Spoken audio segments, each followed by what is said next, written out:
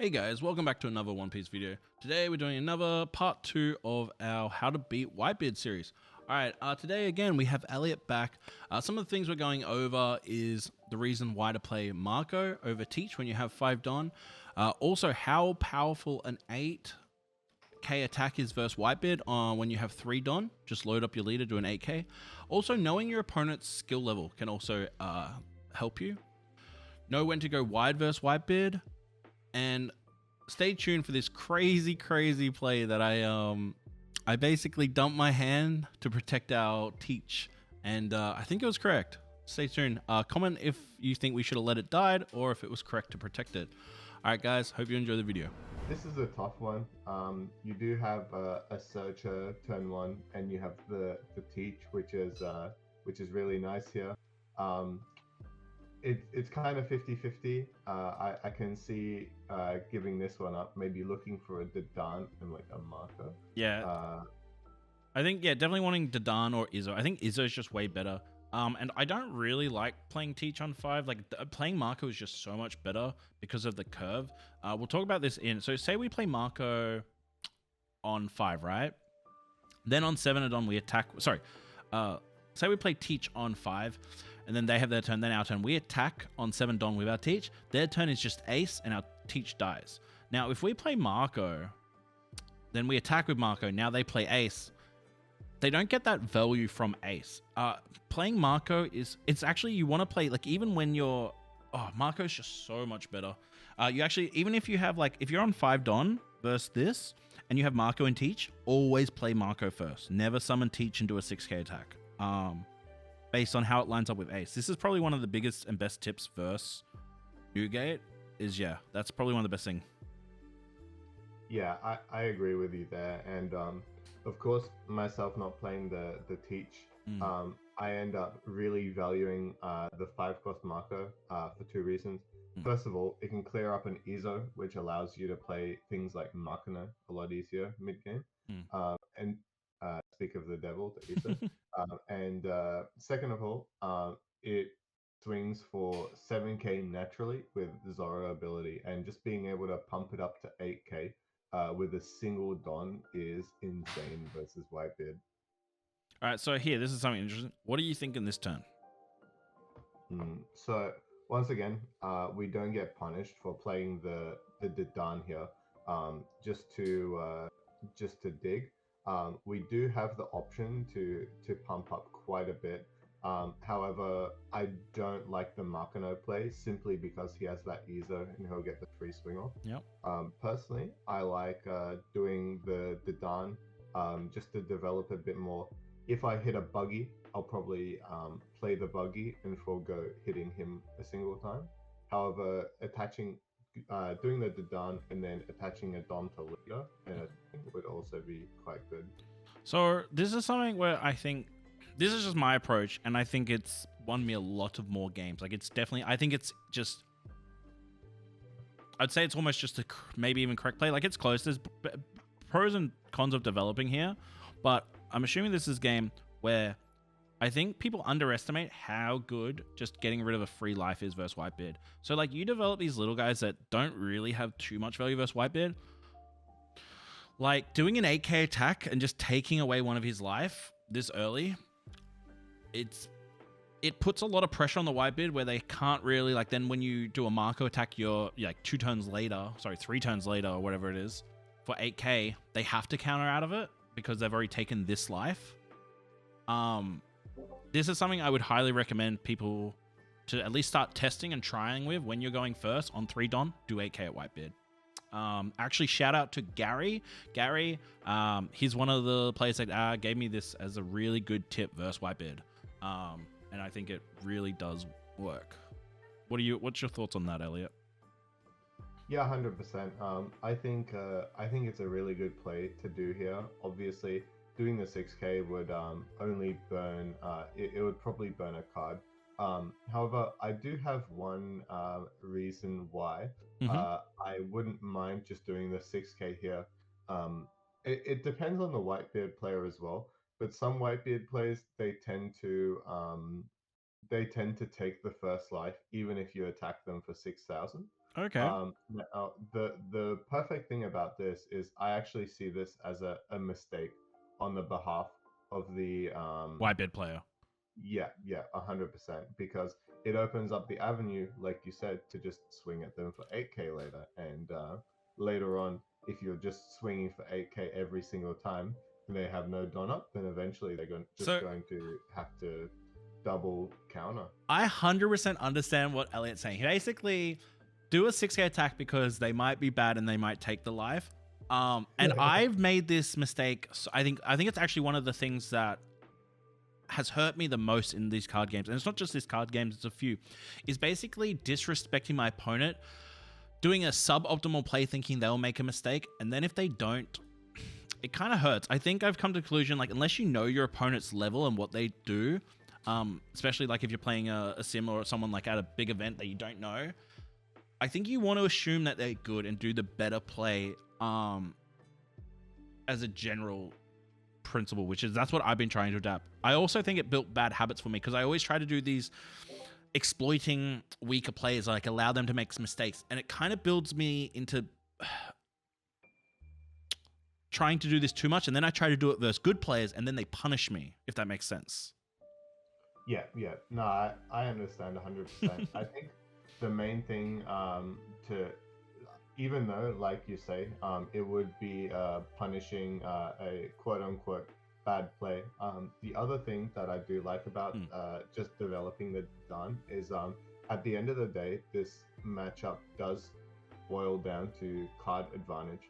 And simply having the Dadan as a potential attacker later on, but also just replacing itself means that in theory, you're not really going negative, even if you are swinging the 6,000. Yeah, because you're getting rid of a card. I think swinging for 8,000, like you say, it's very smart because people just don't really think about it enough versus the Whitebeard.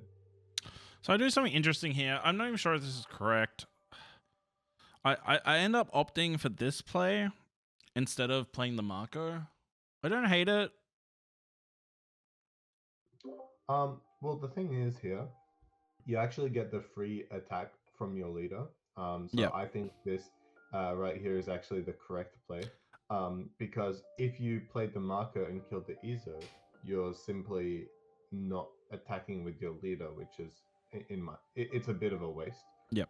You always want to get that leader swing in every turn, of course. And Now, yeah, this is a lovely turn. I can see.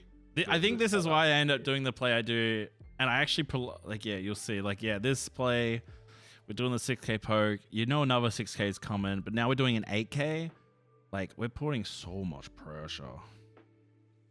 Yeah, and I think the other thing to understand when playing this this teach is that if you don't whack it out on curve, it can be quite hard to get out at later points of the game. However, God forbid you don't get the Marco out. But even if you don't, it ends up being a 1,000 counter, which is not as bad as the teach, which will just sit in hand. One thing I wanted to point out: we attack with teach there, and he radical beam. So in my head, the first thing is like he doesn't have any guard points in his hand right now. That's like just a little tip and trick, I think. Otherwise, they should be guard pointing out. Yeah, 100%. I think that's smart. So yeah, here now he brings back the Marco. Watch this. We're just doing 6k at Marco or 6k at face. Yeah, for me, it would simply be 6k at the Marco. Just basically, it'll always end up being the same. However, you also have the opportunity to put down the Zoro as well and get some more chip damage in. But yeah, just attacking at the Marco also takes away the option of him simply taking a life. And even though that is probably not correct for him, it still puts on more pressure in that he just simply can't do that. Yeah, you can see I'm kind of debating out of which one. I wasn't quite sure. it's pretty close. They both kind of do similar things. Where like that got rid of a 2K counter. Probably would have been the same thing if I attacked a Marco, but attacking Marco allows him to like discard Ace or Whitebeard if he has a clogged up hand, I guess. Is like the thought. Like it guarantees a card out of hand. Yeah, well, he could even discard cards like Whitebeard Pirates, which is quite useless this late into the game. So yeah, I think that's smart. And here, like, there's some options for like a couple of players here. Like, you could Zoro and just attack for 6k to leave a Don up for guard point to protect your Teach. You could just play Blocker Marco too. Yeah. What do you think about this point? So there's two good things about the Marco. First of all, you're under 2 life. So the Marco is going to be able to block in case of events where they're trying to ace and kill your Blackbeard. Because in the next turn, you know that if they have ace, they're going to try kill the Marco and the Blackbeard. However, it does feel bad to not play Zoro and Curve just because. Oh, actually, it's not his Whitebeard turn, so I think a good play is to do the blocker here and then the Zoro next turn. Either way. So I think I end up going Zoro, and the reason why I summon Zoro, because one bad thing about Zoro and attacking is then they can like clap back the Zoro, right? Like they can kill it. But here, because we have so many targets, we have the Makino, we have Izzo, we have Zoro, it's actually very hard for him just to kill our Zoro, I think, if that makes sense. Like, it's not punishing. Like, they can't really kill the Zoro, if that makes sense. Yeah, that makes 100% sense. And this Zoro is also going to be swinging for a natty 6k every single turn, unless they can deal with it this turn. So yeah, that's very smart. We're not worried about life either. The only reason to maybe play Marco is to play around like Ace, negating my like to block that. But even then, I don't think we'd protect the Whitebeard. Like our board is so wide. Like when you have a Makino rested as well, like he has to decide now to try to attack Makino or Zoro or Whitebeard. Like it's so tough for him in this spot. Yeah, 100%, and that's why it's so nice to deal with the early Ezos. Just to make sure that they don't get these free pot shots off on your Makino. And them committing 6,000 gives you, to a Makino, gives you a breath of fresh air, because that's literally like a blocker in that sense. Yeah, we're happy with this. He's using a card just to neg neg Teach. And one thing that's funny here, Josu. Oh no. So what are we doing here? Alright, we're letting this guy die, unfortunately. I'm sorry, Teach, but I don't want to be burning through 4 cards into this one. Yeah. All right, I'm crazy. I happily get rid of 2 Josus here. Wow. Like even looking back, like working it out, like, and then he does a 6k, right? And then you just guard point plus the other Josu. Keeping the Teach alive puts so much pressure, draws you a card. He's going to have to block with Marco. I think this is actually a good use of hand, like crazily enough. Like, because if you let this die, then his Whitebeard can just attack your Makino, right? But by protecting it, now he has to decide out of Teach or Makino. So, like, you think about this board, like, if you let this die, then your Makino dies too. Now your board's so much weaker, where if you protect this and, like, now you're, like, you'll see what our next turn becomes. Like, it's incredibly insane. And he's down to 4 cards in hand. Yeah, I actually think this is not a bad play. I think that, in general, I do like to give it up, just because it's card efficient. But I think either way, you're sitting pretty comfortable, because even if you let it die, you would simply just be able to bully him with a much bigger hand. So this is one thing that I was aware of, that the Marco could then kill the Teach, but I came to the conclusion with 4 cards in hand, what we can do is if his Marco attacks my Teach, well, we're killing the Marco multiple times. Oh yeah, he can't do that. All of a sudden, your Margaret and everything becomes so good, right? Yeah. Your Margaret and your Izzo, they can just swing at it for 5. Like, he's even got a 4K body now. Like this is just a bad day for him as well.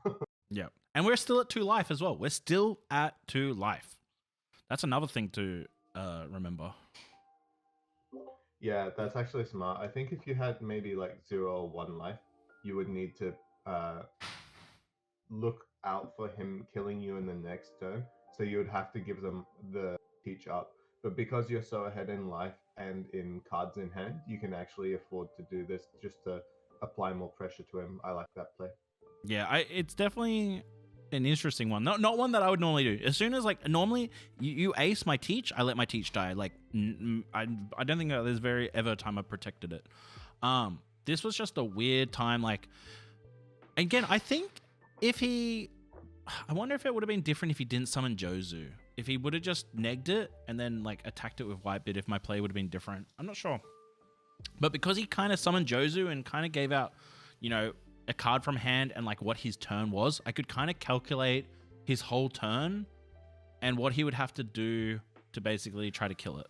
And he ends up attacking with it. And if I can't counter, so it obviously dies. Yeah. Yeah, if you burnt 4 cards on the teach at this point, that might be from. And you're like, I got another teach. That's so funny. Yeah, dude. Man, just live. Yeah. So I'm doing 6k here because I still think he just has to counter, which I'm kind of happy with. Yeah, you have to respect the one Don active as well, and you'll also know that he's probably not gonna kill you in the next, just based on what he's got right now. One thing that I will say is that personally I like doing 1 Don on the Izzo to attack the Jozu, or 2 Don on the Izzo to attack the Marco, and then developing. You have 3 really good bodies to develop. Honestly, like developing any of them would be fine after that. And again, we worked out like we're what are we doing here? I'm trying to decide. Like, I was actually thinking about a few things here. I think I decided doing the sit face because if he takes it, I just load up my Izzo. And again, I got rid of another 2k counter. And here I'm still deciding if I want to attack the Jozu or the Marco. He's only got 2 cards in hand, which means like for him to protect the Marco, he'd probably have to discard a Whitebeard. And if he discards a Whitebeard, what's he doing next turn? Unless he has 2 Whitebeards in hand. And absolutely. Yeah, so I think I end up going for the Marco kill. And I just probably summon like by the way, I was considering just attacking Jozu here and then summoning Blocker Marco and Teach. Yeah, I don't think that's a bad play, honestly. It sets up pretty well for the next turn, and like we said, we're probably not going to be dying, so that's pretty chill as well. I also love you taking the Magra here instead of taking the Buggy. I think that's really smart. Yeah, I don't hate it. It was interesting. Yeah, I think we attacked the Marco, and I think he actually lets it die. Crazy. Yeah, I mean, he's backed into a wall. Like, he's not going to have many cards going into the next turn. And what do you think? We summoning Teach or Marco Blocker? I think it's Teach at this point, honestly. Just because you know that he's not going to kill you in the next turn. But actually, let me think about. Yeah, I think if he let it die, I'd summon Teach. Yeah. But because he brought it back, I summon the Blocker. Because we just have to play it safe. Like, we're winning. Like, we're just winning next turn. 100%. And, like, we've also got to play around, like, Ace. He hasn't summoned an ace. Yeah, what if he just does ace? We don't have any events. And 3 7Ks, like, our hand doesn't have many counters. Like, actually, ace plus 3 7K attacks, like, we're technically dead if we get unlucky life. Yeah, for sure. And so might as well just play it safe at this point because I'm pretty sure this is just going to be a 100% win as long as we don't make any mistakes. Yeah, 100%. And another thing to remember as well about this game, and this is one thing that I think you're doing very well here, is you're playing your game around not having many event cards. Uh, you only had like I think it's the one guard point this game. Mm. However, if you had, let's say, multiple radical beams, you could be taking a lot more life, um, playing, feeling a bit more comfortable. But the fact that you have no radical beams kind of means you have to go on the gas Mm. game a little bit harder. I like the Jozu block too. He tried to kill my Izzo with the Jozu, and I just blocked with the Marco. I think that's nice. Yeah, that's smart. Not giving away the free stuff. No freebies here. And like, what does he do with 8K? Like, I feel like, can he even hit face at this point, or does he have to kill? Like, he would have to go into Zoro, but I think he knows he's dead. Well, I think actually, funny thing here, I think it's a mistake to kill Zoro. I think actually, if you're going to attack, killing Izzo is the same as killing Zoro, but you guarantee a kill. Or if you attack Zoro, there's a chance I counter out of it, like 2-2Ks or like whatever. Yeah, that's actually true. Yeah. So like Izzo guarantees it because they're both the same stats, but one guarantees die. Because if you kill the Izzo, then I don't have the Makano. So also, you know, I have Mugger in hand too. So I think killing Izzo is actually very important here. Yeah, I think, yeah, I agree with you. I actually think it's the correct play. It just feels so bad. 8K into 2K. Like, yep, you see it. And like at this point, yeah, we're so chilling. And like that Zoro that we did, remember that turn we summoned that Zoro as well? Like that, like he's still alive. Like he hasn't been able to kill it because we were so far ahead with our Makanos. And yeah, and because he's got like so many little cards in hand, there's just nothing he can do. Like we can just do a bunch of 8K attacks and it's just GG. Like it's just impossible, I think, for him. Yeah. Oh yeah, 100%. And this is to anyone who's trying to, well, who's struggling with Whitebeard and trying to beat them, just remember that they will eventually get down to 0 life, and if you can whittle away their cards in hand, then it'll be a uphill battle for them for sure. Yeah, getting the free attack, I like this.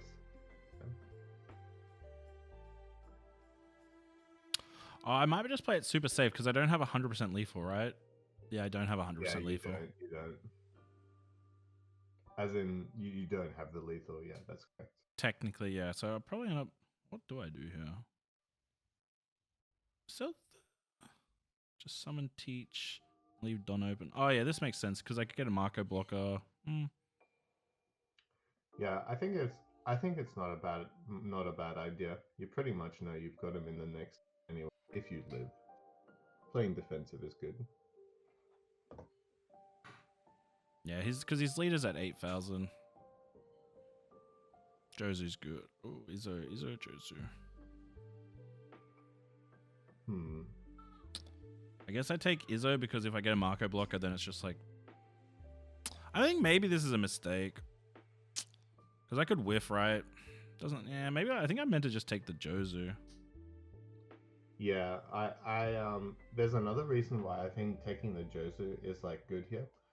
It's also because you can leave 2 Don open, and because you've seen only one guard point and 1 radical beam, I have a high suspicion that there's probably a rad beam or guard point in your life as well. So I think the thought process with Marco on board, even if he plays ace, right, and he attacks, I'm pretty sure even with a Tama and stuff, and like with 2 life and a radical and beam in hand and 2 1K counters, it's impossible for him to kill me. I'm pretty sure it's impossible for him to kill me this turn. I could be wrong. I'm pretty sure I'm right. My thought process was by having Izzo and Makano, then it provides, like, one of them's going to die to Whitebeard, right? And then it provides the other one as a attacker with Mugra, I guess. I don't know. I think I just win next turn anyway. I think I still meant to just take the Jozu.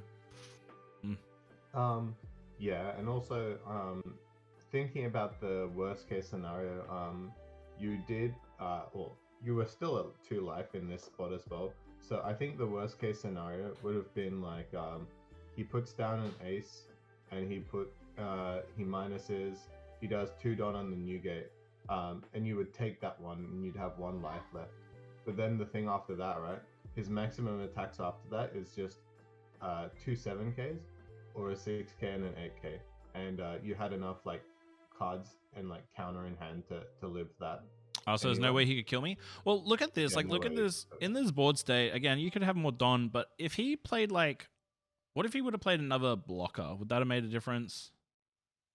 Nah, I don't think so. Like, Simply because mm.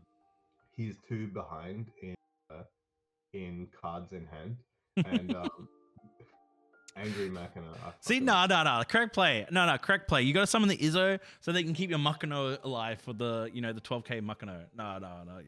This was the right play. Stop points. Nah, I like that. Yeah.